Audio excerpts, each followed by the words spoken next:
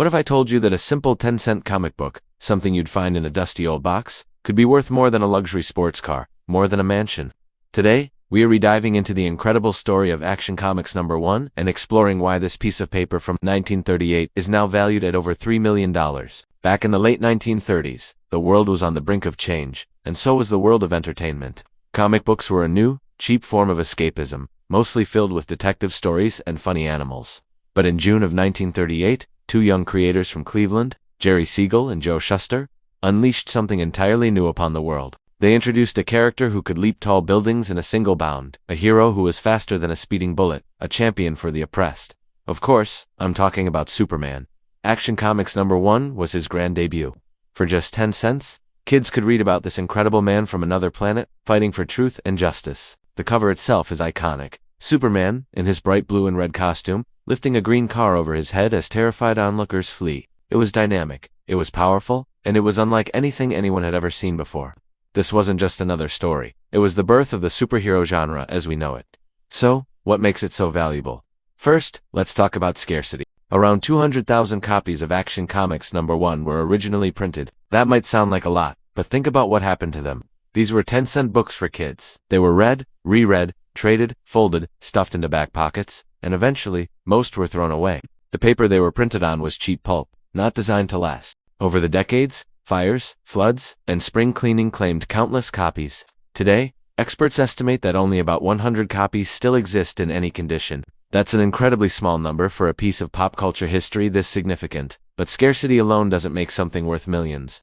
The second key factor is historical significance. Action Comics #1 isn't just a comic book. It's a cultural artifact. Superman's arrival marked a turning point. He was the first true superhero, the archetype from which all others would spring. Batman, Spider-Man, the Avengers, none of them would exist without the trail blazed by the Man of Steel. He became a symbol of hope and strength during the Great Depression and World War II. He represents the dawn of a new mythology for the 20th century. Owning Action Comics #1 is like owning the first printed edition of a Shakespeare play or the original draft of a nation's constitution. It's a foundational document of modern pop culture. The third element is condition.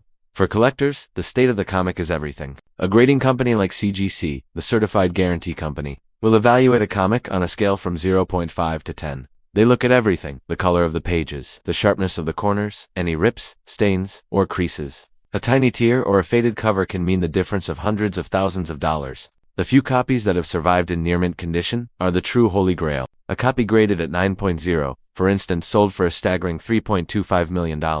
Imagine, a comic that looks almost as fresh as it did on the newsstand in 1938. It has a survivor, a pristine time capsule. Let's look at some of the incredible stories behind these surviving copies. One of the most famous is the Nicolas Cage copy. The actor, a huge Superman fan, had his high-grade copy stolen from his home in 2000. It was missing for 11 years before being discovered in an abandoned storage locker in California. It eventually sold at auction for over $2 million. Another copy was found by a couple in Minnesota who were renovating their house. Tucked away inside a wall for insulation was a copy of Action Comics #1. Though it was in rough shape, it still fetched over $175,000. These stories add to the mystique, the treasure hunt aspect that drives collectors wild. The market for vintage comics has also exploded. What was once a niche hobby is now a serious investment class. Wealthy collectors and investors see these key comics not just as collectibles, but as tangible assets that appreciate in value, much like fine art or classic cars. When a record-breaking sale happens, it makes headlines, which in turn draws more attention and more money into the market, driving prices even higher. It's a self-perpetuating cycle of demand. The cultural relevance of superheroes in movies and TV shows today only adds fuel to the fire. Superman is more popular now than ever, and everyone wants a piece of where it all began. So, let's break it down one more time. You have extreme rarity, with only 100 or so copies left in the world. You have unparalleled historical importance as the birth of the entire superhero genre. You have the critical factor of condition, where a pristine copy is exponentially more valuable than a worn one. And finally, you have a booming collector's market fueled by cultural nostalgia and investment potential. When you put all of those factors together, you start to understand why a 10-cent comic book can command a multi-million-dollar price tag. It's more than just ink on paper. It's the first appearance of an icon. It's a symbol of a bygone era. It's a piece of history you can hold in your hands. It represents the power of a single idea to change the world and inspire generations. So next time you're cleaning out your attic or browsing a garage sale, keep your eyes peeled.